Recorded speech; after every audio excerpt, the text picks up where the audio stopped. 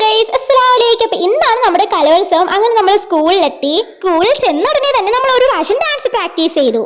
അതിനുശേഷം dress change ചെയ്ത് makeup ഇടാൻ തുടങ്ങി. തലമുടി വട കിട്ടുന്നതാണ് ഏറ്റവും വലിയ പാട്. പിന്നെ എങ്ങനെയൊക്കെയോ റെഡിയാക്കി.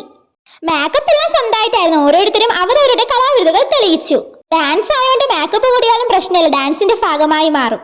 നിങ്ങൾ കാണുന്നത് എന്റെ കൈവിരൽ ചുവപ്പ് കളർ പുരട്ടുന്നതാണ്. മേക്കപ്പ് കഴിഞ്ഞതിന് ശേഷം ഫൈനലായിട്ട് നമ്മൾ ഒന്നും കൂടി പ്രാക്ടീസ് ചെയ്തു.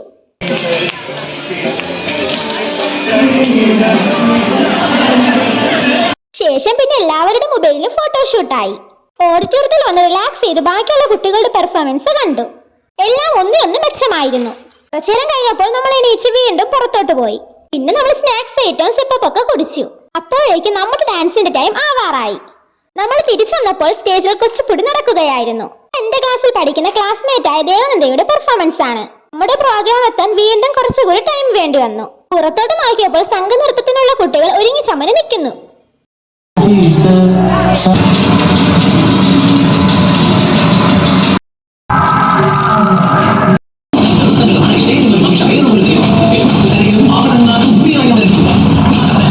ആത്തിരുന്ന് നമ്മുടെ ഊഴവും എത്തി. ഗ്രൂപ്പ് പെർഫോമൻസ് ആയതുകൊണ്ട് ആർക്കും ഒട്ടും ടെൻഷൻ ഇല്ലായിരുന്നു.